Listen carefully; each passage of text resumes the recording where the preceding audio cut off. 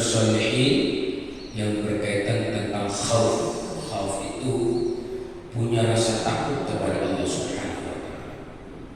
Dan ini rasa takut harus kita miliki dalam hati kita selama kita hidup. Sebab kata Imam Mutawalli Sya'rawi, banyak orang takut mati, tapi dia tidak takut sama Allah. Banyak orang takut mati, tapi dia tidak takut sama Allah. Ini penyakit musibah yang paling besar menimpa manusia di alam dunia. Mereka itu udah hilang rasa takutnya kepada Allah, padahal dia masih hidup. Padahal dia masih hidup, tapi rasa takut itu udah hilang. Jadi takut itu nanti bakal ada setelah dia meninggal dunia, baru timbul rasa takut dia. Nah, takut yang begitu gak bawa manfaat. Takut yang begitu gak ada guna sama sekali. Kenapa? Karena semua udah nyata. Semua udah nyata semua. Yang tadinya dia merasa aman, merasa tenang, hidup di dunia udah nyaman lah hidup di dunia. Ternyata begitu dia udah meninggal dunia, itu semua dibentangkan oleh Allah yang selama ini gak ada di benak hati dia. Ternyata begitu dahsyat. Dahsyatnya alam kubur, dahsyatnya padang mahsyar, dahsyatnya jembatan Shiratal Mustaqim, dahsyatnya api neraka. Barulah dia memiliki ketakutan yang luar biasa. Yang padahal takut itu udah gak lagi manfaat dan guna. Jadi manfaat takut itu bapak-bapak, di saat kita masih ada hidup-hidup ini, kita punya rasa takut. Kenapa sih kita harus paksa bangun subuh, berangkat dari rumah ke masjid? Itu kan untuk semata-mata menghindari rasa murkanya Allah, rasa takutnya kita kepada Allah. Sampai itu dalam doa perjalanan yang diajarkan Nabi kepada kita sebagai umatnya, doa-doa melangkahkan kaki kita dari rumah sampai ke masjid dalam perjalanannya. Allahumma inni as'aluka bihaqqis sa'ilina 'alaik wa bihaqqir raghibina ilaik wa bihaqqi mamsyaya hadza ilaik inni lam akhluq asyarran wala bataran wala riya'an wala sum'atan bal kharajtu ittiqa'a sakhatik wa ibtigha'a mardatik fa as'aluka an tunqidhani minan nar wa an taghfir li dhunubi fa innahu la yaghfiru dhunuba illa anta. Ya Allah, sungguh aku meminta kepadamu ya Allah dengan kemuliaan orang-orang yang pada meminta kepadamu. Jadi ini tawasul ya. Nabi aja mengajarkan tawasul tentang kita meminta kepada Allah dengan menggunakan kemuliaan manusia-manusia yang hanya meminta kepada Allah. Gak pernah curhat kepada manusia, gak pernah menyatakan kebutuhan kepada dia, hanya menyatakan kebutuhannya kepada. Nah itu orang mulia.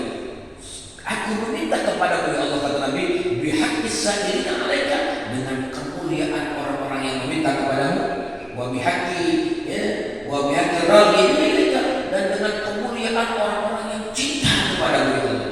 Orang-orang yang cinta kepada Allah karena dia mengingat nikmat-nikmat Allah yang begitu banyak diberikan kepadanya, timbul rasa cinta kepada Allah. Itu orang-orang mulia. Nabi minta ya Allah, aku minta dengan menggunakan kemuliaannya orang-orang yang cinta kepadamu. Wa bihaqqi mamsyaya hadzal, dan dengan kemuliaan langkahan kakiku ini dari rumah ke masjid, itu langkahan kaki yang paling mulia. Jadi kaki ini melangkah itu bapak-bapak ada macam-macam, kemana kita melangkah. Ada yang urusan biasa, bahkan ada urusan yang dimurkai oleh Allah, ada urusan yang dicinta Allah. Mana dia ada? Dari rumah ke masjid. Makanya Nabi bahasanya wa bihaqqi mamsyaya hadzal, ya Allah, dengan kemuliaan langkahan kakiku ini menuju masjid, inni lam akhruj asyaran, saya ini enggak keluar rumah tujuan ingin sombong-sombongan, ingin angkuh, ingin pamernya. Dari rumah ke masjid tujuannya ittiqa asutika, demi menghindar murka-Mu ya Allah. Allah takutnya marah, takutnya murka. Kenapa?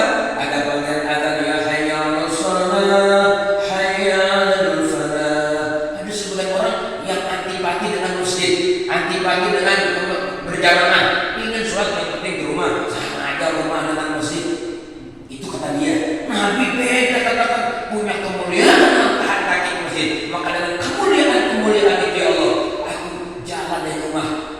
keluar dari rumah menuju masjid, nggak ada tujuan pamer, songong, angkuh, nggak ada. Yang aku harapkan ittiqa as-sakhatik, menghindari murka ya Allah. Itu yang ditakuti Nabi. Kalau Allah murka, padahal Nabi udah aman, statusnya Nabi udah tidak mengkhawatirkan di dunia, tapi rasa takutnya terus mencekam, terus melekat di hatinya kepada Allah, karena kenal betul dengan Allah, dengan keagungannya, dengan kebesarannya, dengan kegagahannya, kenal betul sehingga Nabi menyatakan ittiqa as-sakhatik, menghindar. Makanya kita bapak-bapak dari rumah ke masjid, kita bangun, kita paksa bangun sebelum subuh, kita harus sujud dengan setulus-tulusnya, kita bahkan munajat meneteskan air mata. Itu karena tanda ada rasa takut. Takut kita kalau dihapus iman kita, takut kita kalau dicatat ternyata catatannya suul khotimah, takut kita kalau Allah berpaling rahmatnya dari kita. Itu rasa takut. Ini rasa takut ini harus ada.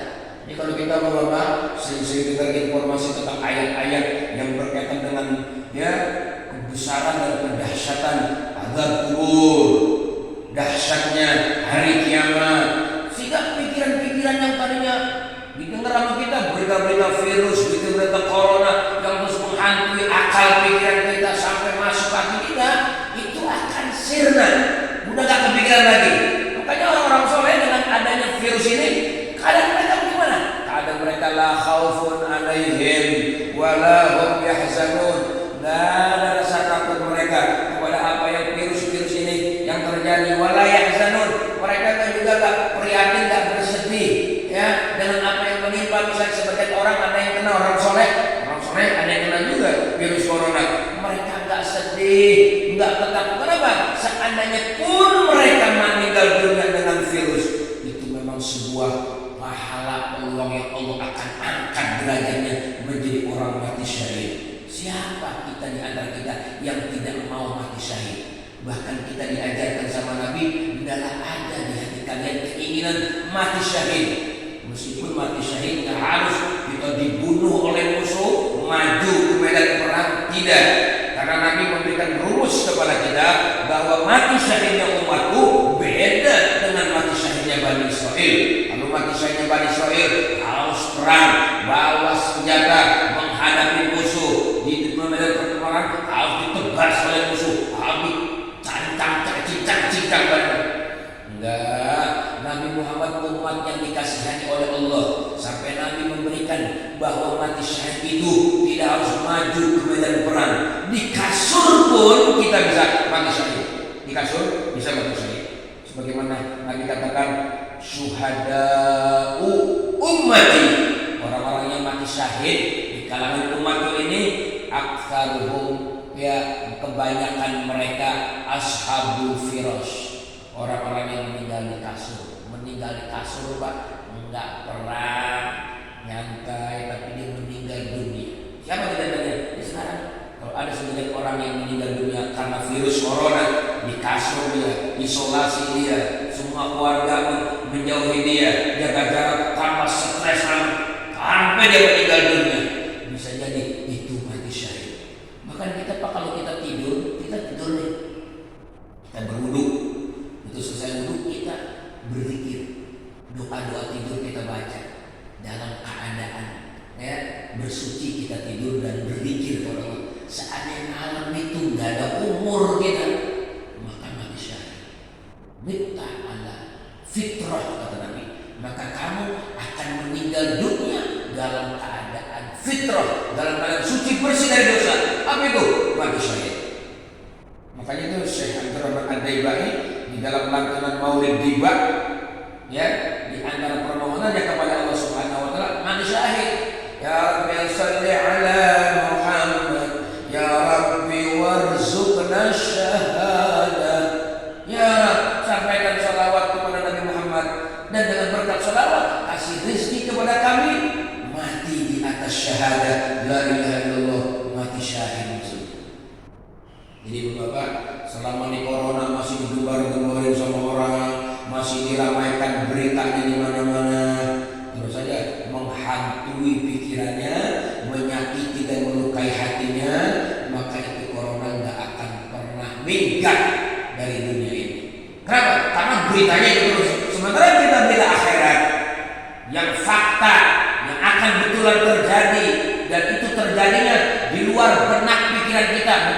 sekian, mungkin hanya berapa persen, ternyata dahsyatnya luar biasa. Namun itu rasa takut yang timbul setelah melihat kenyataan itu. Sekali lagi nggak berguna, nggak ada bermanfaat. Makanya Imam Nawawi menulis secara khusus di sini babul khauf, bab rasa takut kita kepada Allah Subhanahu wa taala. Itu mesti ada, mesti kita tanam. Bahkan Nabi mengajarkan kepada kita doa minta kuota sama Allah, minta kuota takut. Minta sama Allah. Kalau belum dapat tuh tanda orang bahaya, Pak. Kalau hidupnya aman-aman aja. Ini kita nih meskipun kita rajin sholat, rajin puasa, rajin hadir ngaji, rajin ya bangun malam, janganlah kita merasa aman, tetap rasa takut harus ada ya Allah. Kenapa? Karena kita nggak punya jaminan akan terus begini aja, bertahan begini, nggak ada jaminan. Sebab bisa saja suatu saat akan ada perubahan yang terjadi, keputusan Allah yang terjadi yang kita nggak tahu. Makanya ulama dalam munajat tahajudnya berdoa, ya Rabb, sungguh aku tidak takut seberat apapun dosa yang aku punya, karena aku tahu dosa sebesar apapun ampunanmu jauh lebih besar ya Allah dari dosa yang aku punya. Yang aku takuti dalam hidup ya Allah, catatan itu ya Allah, catatan itu ya Allah, ahlul jannah atau ahlul nar, aku nggak tahu ya Allah. Itu doanya orang soleh begitu. Dunia orang munajat ya. Kalau dia lagi munajat, ya aku takuti bukan dosa meskipun agung dosa. Ya aku takuti catatan itu ya Allah yang ada di Lauhul Mahfuz. Aku ini ahlul jannah atau enggak? Emang kenapa? Karena dalam sebuah hadis dikatakan inna ahadakum la ya'malu bi amali ahlil jannah. Sungguh ada orang di antara kalian amalannya amalan ahli surga. Amalnya kuat zikir, kuat puasa, kuat silaturahim, kuat berbuat baik, kuat beramal soleh, kuat taat kepada Allah. Sungguh amalannya di amali ahlil jannah, amalan ahli surga. Hatta ma yakuna bainahu wa baina illa dzira'un, sehingga jarak sama dia dengan surga kali ini ke handphone itu bisa 2-3 langkah. Ini enggak, tinggal dzira'un, selangkah lagi, tinggal selangkah lagi kakinya menuju surga. Ini hadisnya sahih Muslim. Fayasbiqu alaihi kitab, maka catatan sudah mendahului dia memang menjadi ahli nar. Fayamalu bi amali ahli nar, maka akhirnya dia beramal dengan amalan ahli neraka di akhir hayat, sehingga fayadkhulaha, maka masuklah dia ke neraka. Ini ngajarin kita nih Pak, ngajarin kita jangan aman ya, harus ada rasa takut terus. Makanya Al-Habib Abdullah bin Alawi Al-Haddad di dalam kitab Nasaihnya kita dianjurkan Pak, permohonan kita ini mengemis kepada Allah Subhanahu wa taala. Di antaranya mengemis kita sering-sering membaca doa Quran itu, Rabbana la tuzigh, ya Allah jangan sesatkan hati ini ba'da id hadaitana, setelah mendapatkan hidayah. Dapat hidayah, mau jadi orang Islam, mau sholat, mau puasa, mau berbuat taat kepada Allah, hidayah. Jangan ya Allah, jangan sesatkan lagi ya Allah, tetapkan bertahan. Doa Quran, Rabbana la tuzigh qulubana ba'da idh hadaitana wa hab lana min ladunka rahmah, ya Allah berikanlah dari sisimu rasa sayang kepada aku. Sayangi aku, kalau sampai sesat nanti aku nyemplung ke neraka. Aku ini dhaif, aku ini lemah, aku ini manusia tak berdaya ya Allah. Innaka antal wahhab. Bahkan Nabi sering berdoa, ya muqallibal qulub tsabbit qalbi ala dinik wa ala taatik. Nabi yang tadi saya bilang udah aman lah, udah gak ada khawatiran, hidupnya dijamin Allah bakal jadi ahli surga. Tapi Nabi bilang, ya muqallibal qulub, wahai yang membolak-balikkan hati, tsabbit qalbi ala dinik, tetapkan hatiku ya Allah di atas agamamu, di atas ketaatan kepadamu. Jangan jangan rubah-rubah ya Allah sampai meninggal dunia. Subhanallah, maha suci Engkau ya Allah. Engkau memang nggak zalim ya Allah. Allah nggak zalim ya Pak. Jangan kita punya di benak Allah zalim ya. Orang udah amalannya ahli jannah, sejengkal lagi, 1 detik lagi akan masuk surga. Di detik-detik itu justru dia mengamalkan ahli neraka karena catatan Allah. Enggak zalim Allah. Makanya bahasanya subhanak, maha suci Engkau ya Allah. Ini kuntu minaz zalimin. Sungguh aku memang orang yang zalim ya Allah. Orang yang berdosa ya Allah. Jadi Bapak-bapak merasa takut saya tubuhkan. Nabi bilang dalam doanya, Allah maksib lana min khasyatik. Ya Allah, berikan kepada aku ya Allah rasa takut kepadamu, sehingga rasa takut inilah yang menyentuh aku berbuat maksiat. Aku mengikuti egoku, nafsuku, ya Allah. Beri rasa takut itu ya Allah. Itu yang diminta sama Nabi. Itu yang yang dipanjatkan kepada Allah dari Nabi. Di antaranya itu Pak, rasa takut yang mana seorang bisa saja terjadi dari muda amalannya ahlul jannah, menjelang beberapa saat akan meninggal dunia karena catatannya sudah terdahulu al-nar, dia beramal ahli neraka. Di akhir hayatnya lah dia meninggal dunia dalam keadaan ahlun nar, su'ul khotimah. Mudah-mudahan Allah selalu kita semua. Amin. Itu yang takut kita. Ada lagi yang kedua, wa inna ahadakum la ya'malu bi amali ahli nar. Sungguh ada seorang yang dari kalian punya amalan ahli neraka. Ya Allah, dari muda kafir dia, menentang Allah, menentang Nabi, gak percaya akhirat, menentang amalannya dari ahlun nar. Hatta ma yakuna bainahu wa bainahu illa dzira, sehingga jarak dia neraka sudah tinggal sejengkal lagi, sehasta lagi ya, selangkah lagi dia akan masuk neraka. Tapi fayasbul kitab, catatan di kitabnya dia ahlul jannah. Akhirnya dia amalan ahli surga, meninggal jadi ahlul jannah. Makanya orang Bapak patokannya apa? Patokannya itu di terakhir. Ya, innamal umur bi khawatimnya. Sungguhnya urusan manusia itu nanti patokannya di akhir. Kalau sekarang harus ada rasa takut terus ya. Harus ada rasa takut amal kita nggak diterima, takut amal kita diterima juga kita berubah dan takut. Itu harus ada. Jadi orang yang ibadah jangan merasa aman dari makar dari Allah. Ya, makar itu artinya memakar. Ya, wal amnu min makrillah, termasuk hati. Amanannya udah aman nih. Sholat dikerjain, Ramadan tiap tahun puasa, haji udah berangkat, umroh setahun bisa 2-3 kali berangkat. Udahlah, udah aman sekarang hidup saya, enggak akan merasa salah, takut terus ada.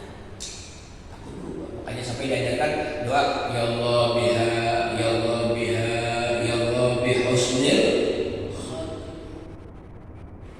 Makanya ada orang bapak ya sering-sering baca doa itu. Supaya apa? Supaya Allah karuniakan kita di akhir hayat husnul khotimah. Ini berkaitan dengan hadis ini ada cerita. Kita kenal ya, dulu ada ulama namanya Barsiso. Wah, ulama Bani Israil ya. Ulama Bani Israil Barsiso. Itu gimana Barsiso? Barsiso ahli agama, ulama luar biasa. Ini Barsiso bapak punya murid 60, semuanya bisa terbang di udara. Apa yang terjadi pada Barsiso? Barsiso di akhir hayatnya meninggal dunia dalam keadaan kafir karena dia sujud kepada iblis. Jadi kalau diceritakan itu cukup panjang ya ceritanya. Jadi kesimpulannya ketika Barsiso ini menjadi ahli ibadah dan juga ahli ilmu, dia bisa mengobati orang banyak. Di suatu saat ada pasien wanita cantik. Nah ini pasien wanita cantik punya penyakit gila. Jadi berobat ingin sembuh kepada Barsiso, sehingga Barsiso mengatakan kalau memang mau sembuh ini harus rawat inap di rumah saya. Ada inap di rumah. Yang begitulah dahsyatnya wanita Jadi walaupun ini wanita yang sakit gila, ya, tapi dia cantiknya luar biasa. Cantiknya luar biasa. Sampai ini Barsisok ya tergoda ya ajakan nafsunya dengan wanita cantik ini. Sehingga tiap hari dia bisikan setan itu, udah tidurin, udah semua, tidurin. Akhirnya bisikan setan ya yang memperdaya sehingga dia tiduri itu si perempuan yang gila tadi itu, yang udah sembuh dia udah sadar, udah sembuh. Akhirnya tidurin. Begitu ditidurin hamil Pak. Saudara-saudara hamil. Singkat cerita begitu hamil, dia ketakutan nanti kalau keluarganya datang untuk menjemput gimana? Untuk menjemput ada di mana? Akhirnya dapat bisikan setan lagi, kalau pengen aman bunuh dan kuburkan. Akhirnya perempuan hamil itu dibunuh. Begitu dibunuh, dikuburkan. Datanglah rombongan keluarga menjemput karena dengar desas-desus bahwa ya yang berobat ini sudah sembuh banyak. Akhirnya datang keluarganya. Begitu datang keluarganya, Ibadah itu bilang, oh ya memang sudah sembuh, ya mudah-mudahan sudah sembuh, tapi takdir Tuhan berbeda. Meskipun dia sembuh tiba-tiba sakit mendadak dan langsung meninggal dunia, sehingga saya urus, saya belum sempat kasih kabar karena memang udah berbeda nggak ada kabar apa-apa, sehingga saya kuburkan ini makamnya. Itu kita makan tidak teman ini, karena ini ulama yang bicara, ya udah percaya aja, percaya. Ulanglah dengan kabar yang duka mendalam, sedih keluarga, ternyata harapannya langsung sembuh, tapi tiba-tiba meninggal. Sampai di rumah keluarganya tidur, malam-malam di antara keluarganya ada yang bermimpi dengan si perempuan itu tadi. Dalam mimpinya datang, wahai saudaraku, sebenarnya aku sudah sembuh, tapi apa daya aku dibunuh oleh sang tabib ya, sang tabib ini aku dibunuh karena aku telah ditiduri sehingga aku hamil. Kaget ini, dalam tidurnya bangun, akhirnya dia kontak semua, dia datangin saudara-saudara yang kemarin datang ke rumah tabib ini, ke rumah tabib ini, dia akan cek gimana ini, kok bisa meninggal. Lalu sekarang apa namanya, di otopsi apa namanya, untuk mengecek ya, untuk mengecek asal pembunuhan terjadi apa nih ya, dicari lah. Akhirnya datang, begitu datang, waduh, menuntut kepada Barsisok untuk apa namanya, motif terjadi meninggal dunia. Barsisok ketakutan. Akhirnya iblis datang kepada Barsisok, wahai Barsisok, tenang, kalau kamu pengen aman ya, kamu terus ikuti aku. Kata iblis itu. Ya udah, akhirnya apa yang terjadi? Akhirnya yang terjadi setelah dibongkar, di otopsi, dicek, ternyata ya tanda-tanda pembunuhan tidak ada, tidak ditemukan, aman Barsisok. Aman lagi deh, Barsisok. Begitu aman, kalau berjanji sama iblis, dia harus sujud. Singkat cerita begitu, sujud kepada iblis. Ini singkat cerita seperti itu. Jadi sujud kepada iblis. Akhirnya begitu sujud kepada iblis, tidak lama Israel cabut nyawanya sehingga mati lagi luar iman. Bahkan belum lama nih Pak terjadi ya, mungkin ya lama juga sih lama, tapi terjadi ya. Di dalam kitab Tazkiratul Qurtubi, Al-Imam Qurtubi itu mencatat cerita di Andalus, ada seorang pemuda yang rajin azan muslim. Azan. Jadi 5 waktu ini istiqomah. 5 waktu azan. Berapa lama azan? 12 tahun. Azan 12 tahun. Lama tuh ya, azan 12 tahun. Ya Allah. Tiap waktu di masjid 12 tahun azan. Zuhur, asar. Masih zaman dulu di Andalus pakai menara, jadi minuman speaker naik ke menara. Dia punya menara.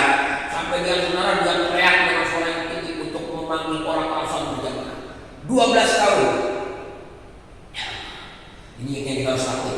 Makanya orang meskipun rajin ibadah, tekun ibadah, ya hatinya tetap rasa takut, nggak ada ujub. Gua merasa bangga gitu. Wah, saya kan udah sholat, saya kan udah haji, saya kan udah umroh, saya kan udah bentuk masjid, saya kan udah kasih perhatian peduli dengan lingkungan.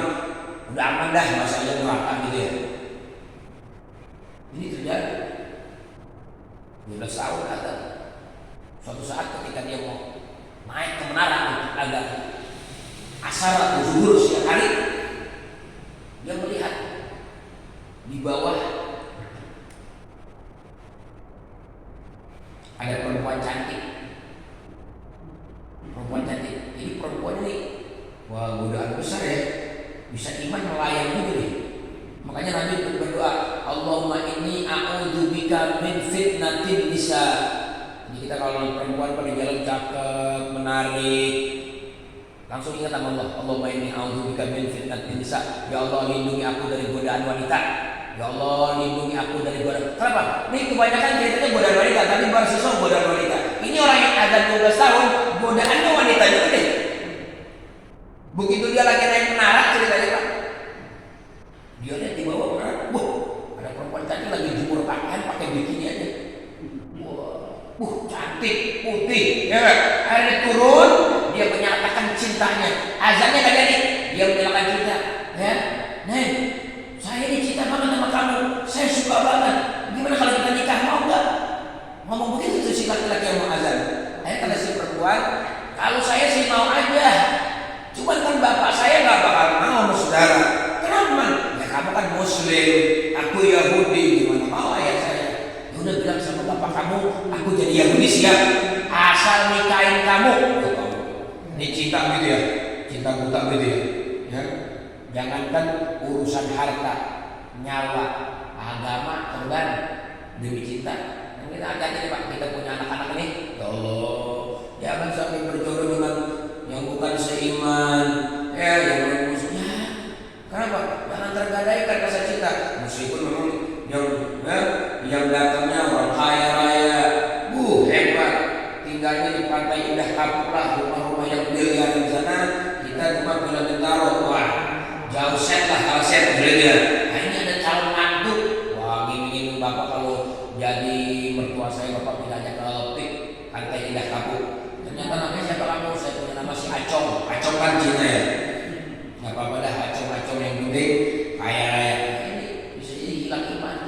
Nah ini singkat cerita, si perempuan ini mau dengan si laki-laki tadi kuasanya pindah agama Yahudi. Akhirnya katanya siap sih pindah agama ini. Yang penting saya punya istri kamu. Udah, ayah datang ke ayahnya, diterima sama ayahnya, disyaratkan satu-satunya jadi Yahudi. Mau dia jadi Yahudi. Begitu jadi Yahudi mau, akhirnya dinikahkan sama ayah si perempuan itu, resmilah menjadi suami istri. Singkat cerita Pak, di hari pernikahan itu selesai akad nikah, tamu-tamu dijamu selesai.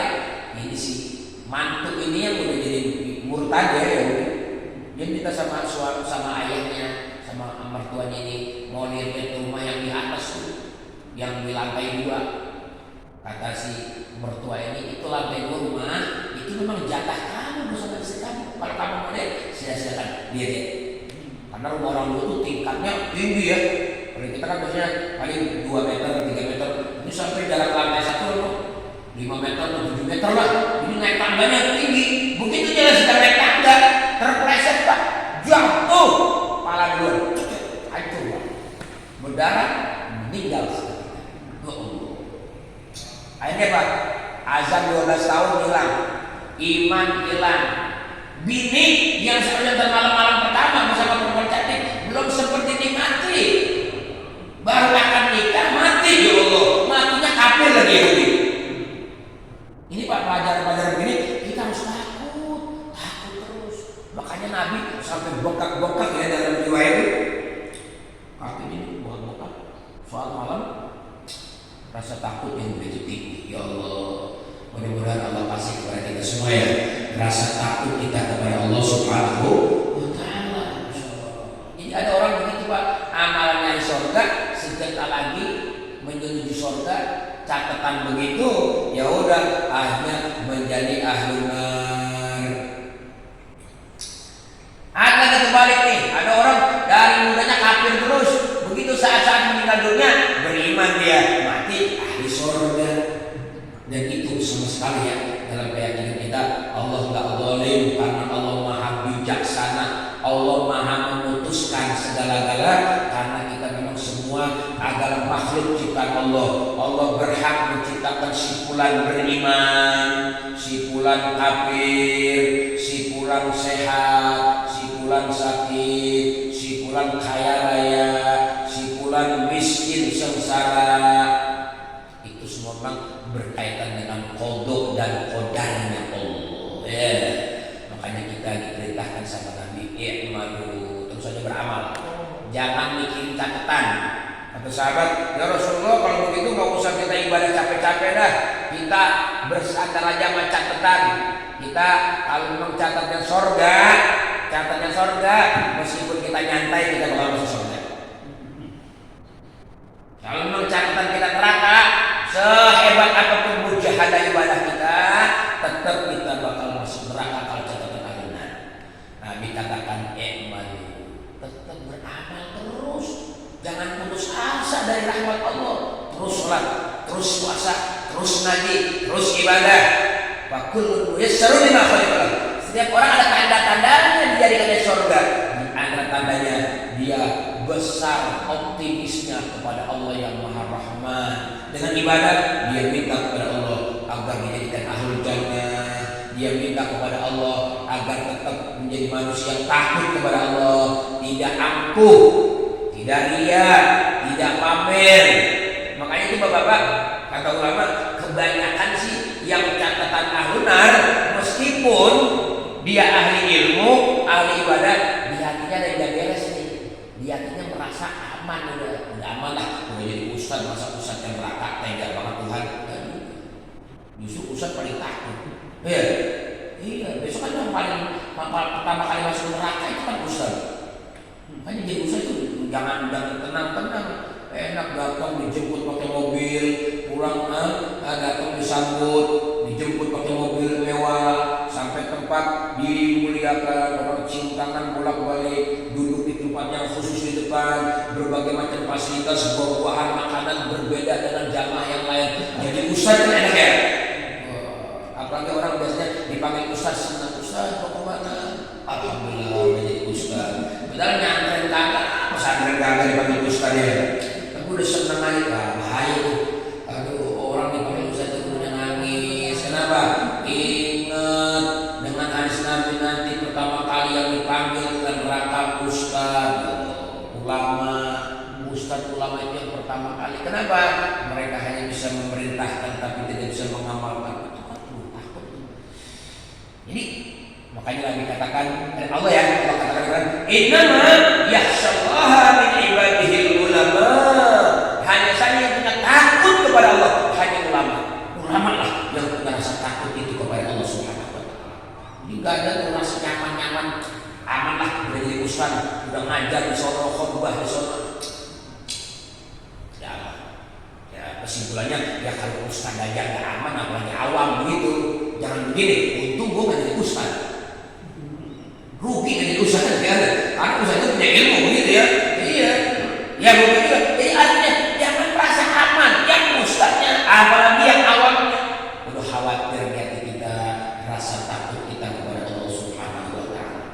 Ini ayat-ayat yang akan saya bacakan berkaitan dengan khasyatullah ya, dengan takut kepada Allah Subhanahu wa taala. Iya, yaitu di antaranya ayat Allah bilang dalam surat Al-Baqarah, wa iyaya farhabun, wa iyaya farhabun, hanya kepadaku lah kamu takut seharusnya. Ini corona begini seharusnya kita bukan takut sama coronanya, takut sama Allah. Ada orang prokes banget Pak, pakai masker, jaga jarak, nggak mau jabat tangan, pokoknya prokes deh. Takut banget sama corona, tapi sholat kagak. Ini orang kan namanya takut corona, nggak takut sama Allah. Ada orang mulutnya ditutup pakai masker begini nih, tapi auratnya nggak ditutup pakai celana pendek ke Alfa ke Indomaret pakai celana pendek. Kalau kita tanya Muslim, kok takut? Yang disuruh tutup aurat nggak ditutup. Iya, sementara mulut yang pakai ini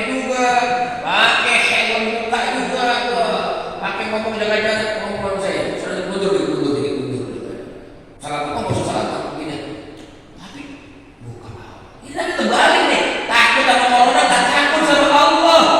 Padahal Allah bilang ini musim corona begini, Allah pesan wa iyaya farhabun.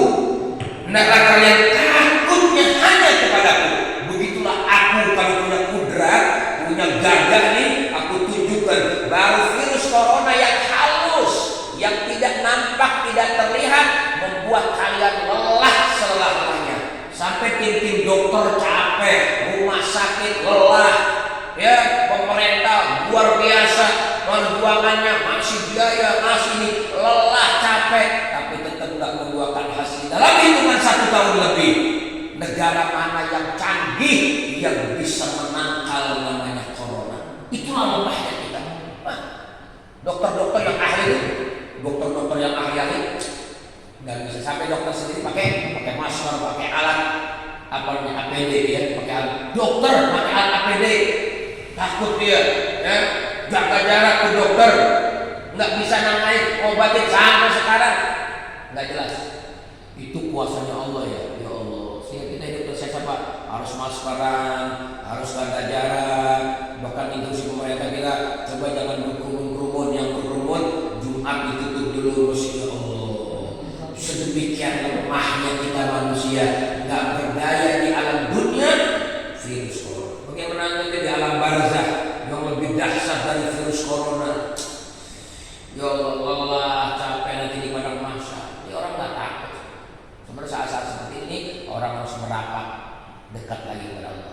Taubatlah kepada Allah, taubat nasional lah. Pejabat-pejabat, taubatlah. Yang punya niat-niat jahat, pejabat-pejabat pemerintahan misalnya, kalau ada, taubatlah kepada Allah. Ittaqullah, wahai pejabat, takutlah kepada Allah. Kenapa? Kamu bisa jadi sekarang bisa nangkring di sana, enak-enakan di sana, tapi ingat kamu gak aman. Kalau kamu nipu, kamu curang, dari murka Allah. Hai ulama, takutlah kepada Allah. Sebab kamu ini jadi ulama, kalau gak bisa mengayomi umat, memberikan kenyamanan, kamu juga akan bertanya Allah. Hai rakyat, hendaklah kamu juga tobat kepada Allah. Sebab ini bala bencana turun, sebab-sebabnya adalah bima kanu yafsukun wa anzalna minas samai rijzan wa anzalna rijzan minas samai bima kanu yafsukun, dengan sebab perbuatan dosa. Tobat, semua tobat nasional, ngakuin dosa. Rabbana zalamna anfusana, sehingga turun bencana, turun virus, turun wabah, turun ini tahun yang tidak ada undang-undangnya. Kenapa? Karena manusianya berbuat dosa. Tobat kepada Allah. Tapi kalau yang tulus-tulus nih, pejabatnya tulus, ya, memang benar memberikan informasinya, memang benar kerjanya, tim kesehatan juga tulus. Wah, mereka ini saat-saat seperti ini orang-orang yang paling besar pahalanya Pak. Jadi mereka nih di zaman-zaman fitnah yang seperti ini pahalanya besar kalau mereka memang tulus betul-betul menegakkan cita-cita li'i'la'i kalimatillah, menjunjung perintah Allah Ta'ala. Tim kesehatan, tim kesehatan itu dokter-dokter, para wali-walinya Allah tuh tim kesehatan, tim-timnya dokter yang tulus, yang jujur, yang adil, yang disiplin kerjanya, nggak ada buat-buatan yang sekarang lah apa namanya sebutnya bisnis lah, orang meninggal dunia cuman pilek sakit meninggal divirusin aja ya supaya lancar urusan. Ntar saya kasih 15 juta dari tim kesehatan, kita akan nurunin 15 juta cair dalam hitungan 3 hari. Bagaimana? Dan biaya rumah sakit bebas, yang penting tanda tangan virus corona ya. Oke. Orang susah yang sakitnya nggak punya biaya. Kalau itu hanya buat-buatan, ingat besok ada pengadilan Allah. Ada pengadilan di dunia, bisa jadi tidak. Orang-orang susah yang punya berduit dipersulit pengobatannya, ditipu-tipu begitu. Tapi ingat ya, ada pengadilan akhirat pada Allah besok ya Allah. Tapi kalau benar-benar tulus ngobatinnya, melayani pasiennya, justru para wali-wali. Jadi wali-wali tak ada di masjid, sholat, zikir. Mereka yang di rumah sakit, mereka yang duduk di pemerintahan yang adil. Dalam sebuah dikatakan la yaumun wahidun alal as-sultanil adil khairun min sittina ibadah. Sungguh satu hari kebijakan pemerintah yang memberikan kesejahteraan rakyat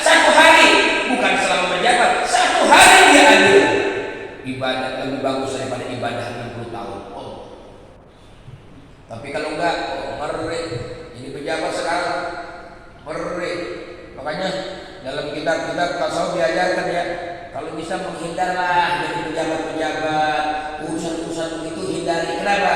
Innakum satahrisuna 'alal imarah. Sungguh kalian berlomba-lomba ingin jadi pejabat, ingin jadi pemimpin, ingin menjadi anggota dewan, ingin menjadi gubernur, mau jadi wali kota. Kamu bersungguh-sungguh. Wa innakum ya wa innakum satahrisuna 'alal imarah wa annahu nadamah yaumil qiyamah. Dan sungguh nanti akan penyesalan di hari kiamat. Aduh, nyesal. Ya, nyesal di hari kiamat orang kenapa dulu jadi RT nyesal apa wali kota. Ya, makanya yang rakyat kata yang jadi mau pejabat kan rata-rata orang awam dalam agama. Ya, yang mau jadi awam. Tapi ada Pak Ustadz kiai di Wapres, diam aja dia. Jangan komen-komen. Masing-masing urusan kita nggak tahu juga, ya kita nggak tahu juga. Tapi Nabi bilang begitu. Kalian bersungguh-sungguh jadi pemimpin, jadi pejabat, tapi besok di hari kiamat nyesel. Nyesel di hari kiamat, aduh, apa gue jadi pejabat? Coba kalau ngajar aja lah, selesai urusan kan begitu. Jadi pejabat begini, habis ikannya mati, bahasa kita ngeri. Udah, kita nggak komen dah. Kita ini zaman sukut pak, udah zaman diem dah. Kita concern sama masing-masing prioritas. Kita selamat apa kagak besok gitu aja dah. Kita besok meninggal husnul khotimah apa enggak nih? Besok kita ini yang harus kita takutin. Jangan habis komen orang terus dikomplain, orang dikomen. Ini nafsu aja nggak pernah dikomplain sama dia. Nafsu pribadinya, jahat-jahatnya penyakit hati nggak pernah dikomplain sama dia. Cincai aja. Ini yang namanya bahaya nih.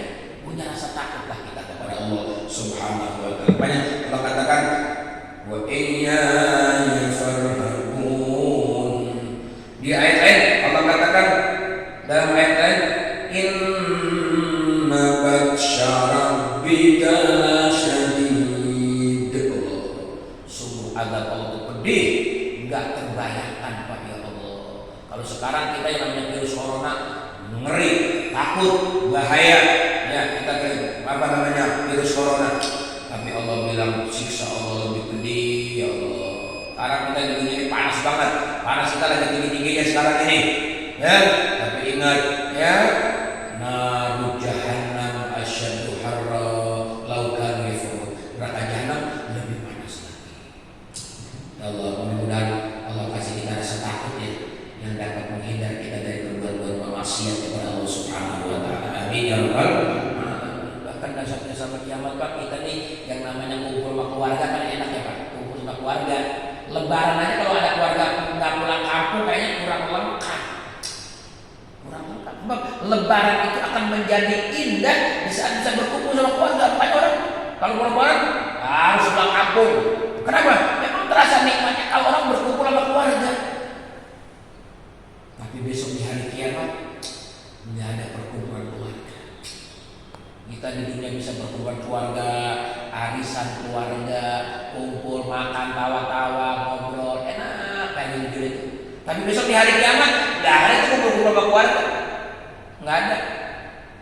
Allah yang bilang nih, yauma yafirrul mar'u min akhihi wa ummihi wa abihi wa sahibatihi wa banihi likulli imri'in minhum yawma idzin sya'nun yughni.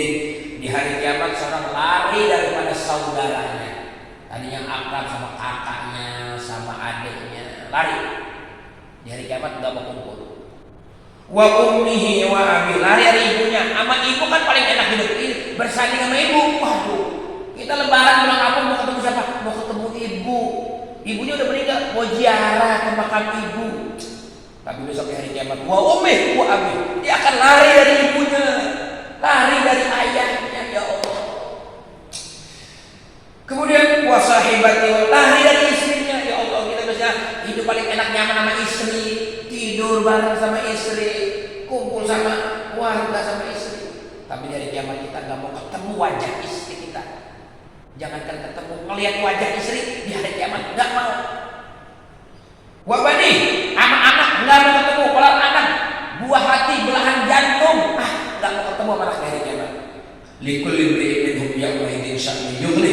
Bahkan di hari kiamat seseorang masing-masing sibuk dengan diri sendiri. Masuk surga apa enggak nih? Itu pikiran pertama aja.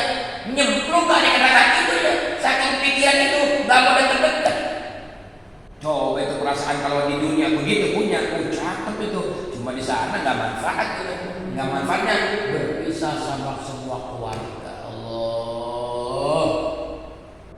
Pak, di ayat lain nih, nanti lihat ya, di dalam surat Al-Ma'arij, ada namanya surat Al-Ma'arij ayat 28. Lihat, di situ Allah jelasin secara rinci tentang ayat orang kabur nggak berkumpul sama keluarga di hari kiamat karena takut punya beban, ntar anak nagih, istri nagih, kakak nagih, orang tua nagih, sampai dijelasin tuh.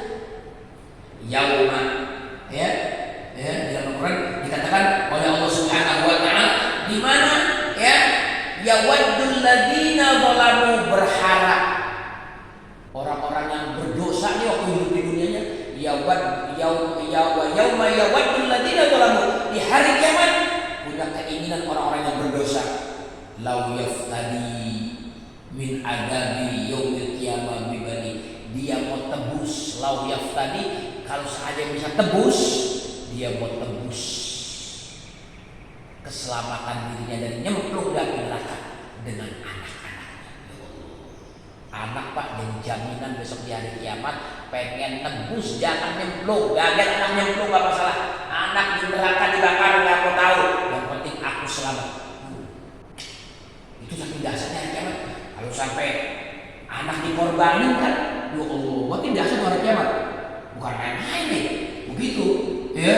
Kita di dunia ini sedahsyat apapun, kita lebih memilih, kita biarin deh, anak jangan, yang penting anak selamat, yang penting anak sehat, bapaknya biarin deh. Kalau mau tuker-tuker, biarin anak jangan sakit, ayahnya sakit. Begitu ya kita waktu kapal di dunia, demi anak kita bisa berani korban, bagian ayahnya ini sakit, bagian ayahnya ini penjara, biarin aja. Tapi besok di hari kiamat beda Pak, urusannya beda banget. Saking dasarnya, biarin anak dibakar di neraka, biarin anak jadi tebusan di hadapan Allah buat nyemplung ke neraka. Yang penting aku masuk surga. Ya Allah, sampai ayah besok sama ibunya akan cari-cari tuh anaknya. Kesalahan anak di mana? Nah itulah yang akan dia tuntut untuk masukin anaknya ke neraka. Ya Allah. Ini Pak, yang ayat begini kita harus dengerin ya, harus kita cermati. Supaya kenapa? Supaya kita virus-virus ini meninggal. Udah saat kita takut sama Allah, takut sama Allah. Ya Allah tuh hebat ya. Baru ada ngasih virus corona, negara mana sih yang bisa mengusir corona? Ya bisa cuma klaim-klaim aja. Ya kita lemah. Ya Allah, ini ya Allah, jangankan kita Pak masuk alam kubur lah, masuk UGD aja kalau lemah. Apanya dimasuk itu makin dokter, masuk UGD, masukin selak, ke hidung, ke mulut, masukin. Udah nggak pernah, udah ngorok-ngorok begitu di ruang UGD. Itu tuh aslinya kita. Mana yang kemarin ngaku jagoan, ngaku jawara, ngaku kaya, ngaku pejabat, hebat, keren, gagah, masuk aja, nggak berdaya. Itu baru masuk UGD ya. Bagaimana masuk UGD-nya Allah ya? Alam barzakh. Oh, ya Allah. Makanya ada doa, ya Rabb, wahab lana min ladunka rahmah. Ya Allah, kasih sayangnya kami lah. Nggak sanggup kita lemah ya Allah. Kita nggak bisa kan. Tapi zaman sekarang apa nih? UGD rumah sakit penuh semua. Banyak pejabat-pejabat sakit dibawa ke rumah sakit nolak kepenuhan. Jika kata pejabat ngomel-ngomel mau saya bayar berapa Anda, saya siap dengan MM-an, yang penting masuk ruangan UGD diterima di kamarnya. Kata dokter penuh Pak, ya udah dibawa pulang mati Pak. Duit MM-an ada manfaat tuh buat sehat, buat nembus sembuh, gak ada manfaatnya. La yanfa'u malun wala banun, gak ada manfaat, gak ada manfaat jabatan. Allah, lemah kita. Ayolah kita sujud, ayolah kita zikir, ayolah kita bangun malam, ayolah kita mengemis kepada Allah Pak. Kita ini makhluk-makhluk lemah ya Allah. Kita baru ngantri aja di rumah sakit gak sabar, ngantri BPJS lelah capek. Gimana besok di hari kiamat lebih lelah, selelah-lelahnya Allah. Jangan ada ego lagi di sini. Di sini kalau masih ada ego-ego, keangkuhan, kesombongan, sirna, bisa jadi itu yang menghapus amal-amal zahir kita, sholat kita, hapus, bisa jadi suul khotimah. Makanya janganlah kita merasa aman, teruslah kita takut kepada Allah Subhanahu wa taala. Bahkan dikatakan di ayat lain, ya, di mana Allah katakan, ya ayyuhannas ittaqu rabbakum, hai manusia, sudah saatnya kalian takut kepada Tuhanmu. Inna zalzalata syai'un alim, sungguh gempa di hari kiamat itu paling dahsyat. Gempa yang kita lihat saksikan di mana-mana daerah itu, gempa Jogja, gempa ini, gempa di dunia, gempa di Jepang. Masih kecil nanti gempa yang terdahsyat di hari kiamat. Sampai gempanya orang belum waktunya melahirkan, orang hamil lahir. Si ibu perempuan ini sedang menyusui anaknya, sedang kenceng-kencengnya si bayi lepas. Ini kiamat bukan di benak kita. Oh mungkin kiamat begini kali ya, seperti ini kali. Neraka begini, di benak kita. Orang kalau sampai ngorbanin anaknya nyemplung neraka, yang penting masuk surga, nggak mau dipikir tuh anaknya dibakar, direndam di neraka, yang penting itu kan urusan dasar itu. Sampai anak dikorbanin ya, nggak main-main. Makanya ikhlaslah beramal, tuluslah bertakwa, takutlah kepada Allah. Seringlah kita menanya Allah, kita lemah.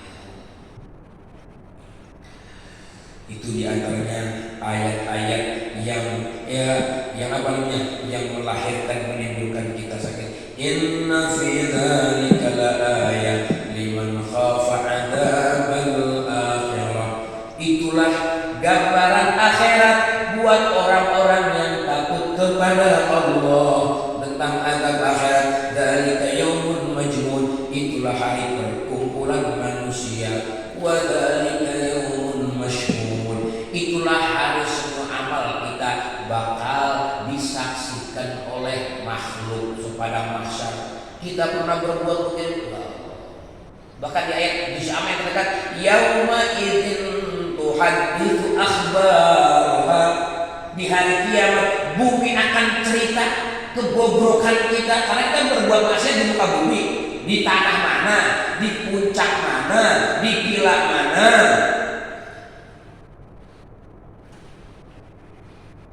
Akan berbicara.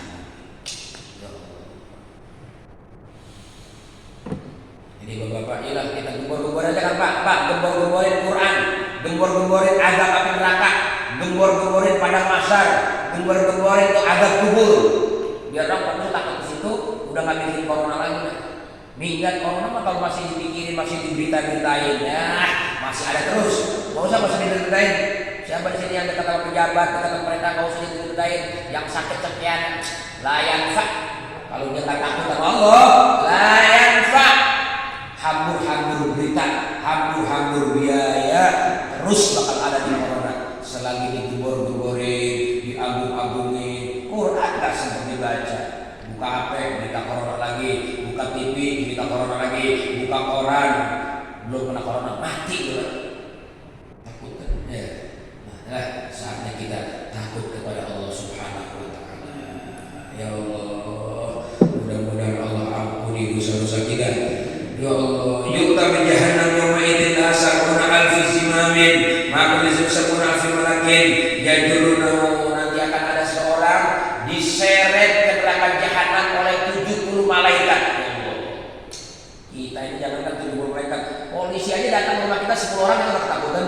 Polisi ini datang ke rumah kita, mungkin polisi termakan hoak kali ya berita, kita menyebar-nyebar ini sehingga polisi datang, sehingga kita dibawa ke polsek, kita udah ketakutan.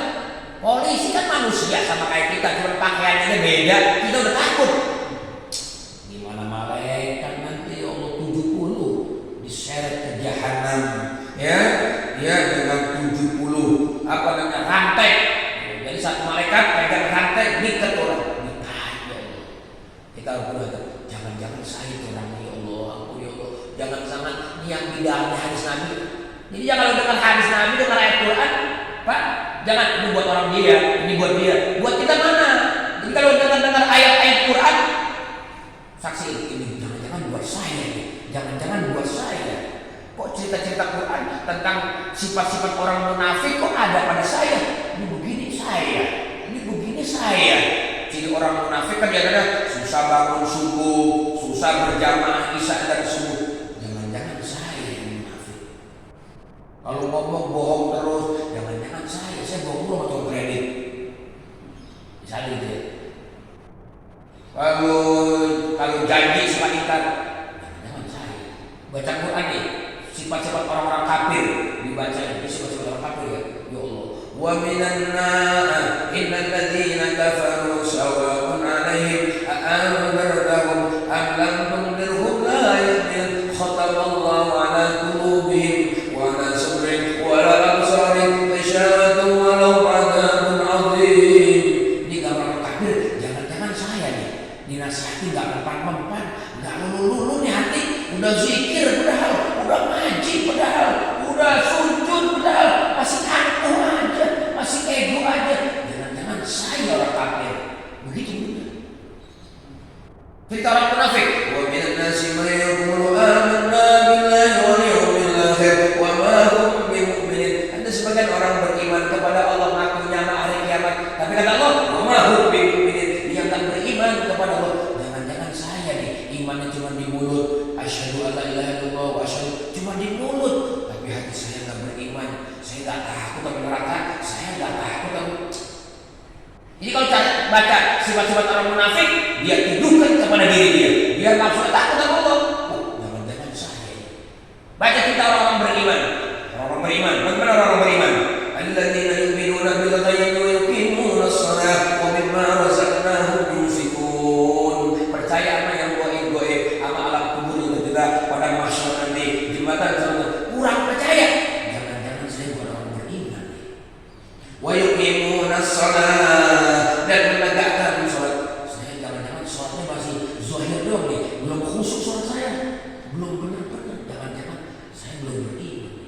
Wa mimma razaqnahum yunfiqun, sebagai rezekinya mereka nafkahkan. Jangan-jangan saya nggak beriman nih, saya nggak berani nafkah, saya nggak berani korban. Kemarin di Idul Adha 10 Dzulhijjah saya nggak korban, padahal duit saya punya. Kalau beli korban saya nggak mampu. Orang ikan lohan aja 30 juta sebeli, misalnya musim ikan, beli ikan yang berapa? 5 juta. Musim sepeda, beli sepeda 70 juta. Sepeda 70 juta, potong kambing aja. Jangan-jangan saya bukan orang beriman. Jadi Bapak kalau baca ayat begitu, baca hadis, ini dengar hari ini, nanti ada di hari kiamat seseorang yang diseret ke neraka jahanam dengan 70 malaikat bawa rantai, ditarik, diseret jarak dari tempat nyeret ke neraka jauh, diseret, dilemparin. Ya Allah, jangan-jangan saya ya Allah, itu orangnya jangan-jangan saya. Itu Imam Hasan Basri begitu kalau ngaji, dia nih, oh jangan-jangan saya. Makanya orang paling takut ulama dari kami Hasan Basri. Mana semua ayat-ayat. Kalau sekarang kagak, sekarang ayat ditulis sama orang. Ini ayat buat dia cocok nih. Ini ayat buat dia, ini hadis buat dia. Lah buat orang dulu hadis sama ayat. Lah buat kamu mana? Ayat buat aman, ahli jannah. Wah bahaya Pak kita. Nah, jangan sampai seperti itu. Setiap kita mendengar kajian, hendaklah itu arahan-arahan itu, ya, masya Allah untuk kita. Bahkan dalam sebuah yang alifun nas yaumul qiyamah hatta yadhhaba ardu fil ardi sab'ina dzira'an, sampai nanti di hari kiamat manusia berkeringat sampai keringat itu sampai ke tenggorokannya. Ya Allah, kayak di kolam renang Allah bisa ciptakan itu di tetangganya, di samping teman berdiri dia laksana nyaman tempatnya, sementara dia tenggelam dengan keringatnya yang lelah capek. Kita kalau capek-capek misalnya kalau keringat netes-netes di hari kiamat bukan netes lagi, orang sampai tenggelam di tenggorokannya keringat sendiri, tinggal kepalanya sakit capek. Ya Allah, mari kita capek-capek di dunia, capek bangun malam, capek puasa, capek sholat berjamaah, capek-capek di dunia lagi dikit-dikit ya. Nanti capek-capek ini akan membuat kita rohah di hari kiamat. Di saat manusia capek, kita nyantai lah bisa di hari kiamat. Mudah-mudahan Allah jadikan kita orang yang nyantai di hari kiamat. Amin.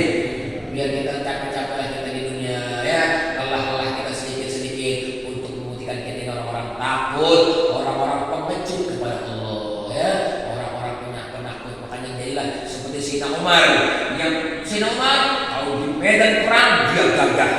namun di saat malam hari dia orang yang penakut kepada Allah, dia pengecut kepada Allah, sampai saking takutnya dia kepada Allah, setan pun takut kepada dia. Setan kalau jalannya berpapasan dengan gang di sini Umar, mendingan cari jalan lain. Kata setan, di Umar dari sini, aku dari sini aja deh. Kenapa? Gue bukan dipencet sama dia. Kita juga begitu Pak, kalau kita takut sama Allah, banget takut sama Allah, corona juga takut. Kita anak amalnya nggak takut sama corona, takut ya. Corona makin nyamperin terus, makin ada terus ya. Padahal kita udah prokes banget, tapi yang meninggal, inna lillahi wa inna ilaihi raji'un, siapa yang meninggal dunia? Bukan prokesnya, iya prokes tapi hatinya masih takut sama corona. Mati ya Allah, lemah ya. Kita lemah, Allahumma inna da'if ya Allah. Kita semua orang lemah ya Allah. Maka berikan kami kekuatan untuk bisa takwa kepada ya Allah, menjauhkan maksiat-maksiat yang kamu larang ya Allah. Amin ya Rabbal. Ya Allah biha, ya Allah biha, ya Allah bi husnil khatimah, ya Allah biha, ya Allah biha, ya Allah bi husnil khatimah, ya Allah biha, ya Allah biha, ya Allah bi husnil khatimah, ya Allah biha, ya Allah biha, ya Allah bi husnil khatimah, ya Allah bi husnil khatimah.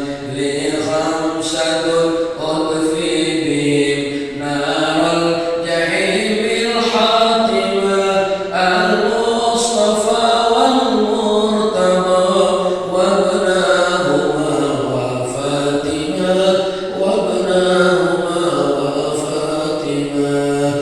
Ya Allah biha, ya Allah biha, ya Allah bi husnil khatimah, ya Allah biha, ya Allah biha, ya Allah bi husnil khatimah, ya Allah bi husnil khatimah. Rabbana la tuzigh qulubana ba'da idh hadaitana wa hab lana min ladunka rahmah innaka antal wahhab. Ya muqallibal qulub tsabbit qulubana ala dinik wa ala ta'atik. Subhanaka inna kunna minadh dhalimin. Allahumma kama jama'tana fi hadhihi sa'atil mubarakah ijma'na yaumal qiyamah ma'a nabiyyina Muhammad sallallahu alaihi wasallam.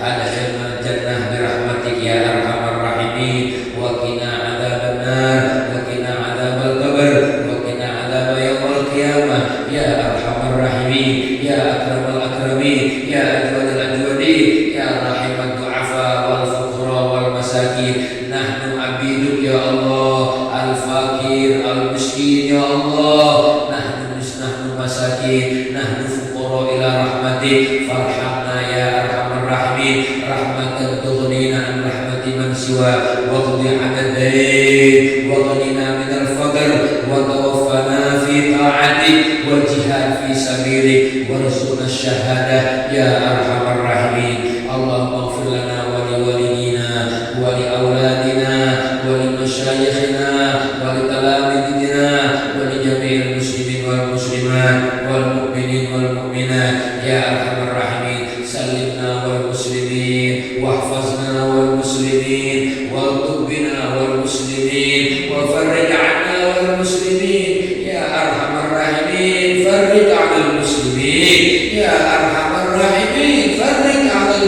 mu'minin ya arhamar rahimin. Farrij 'ala kulli man fil ard ya arhamar rahimin.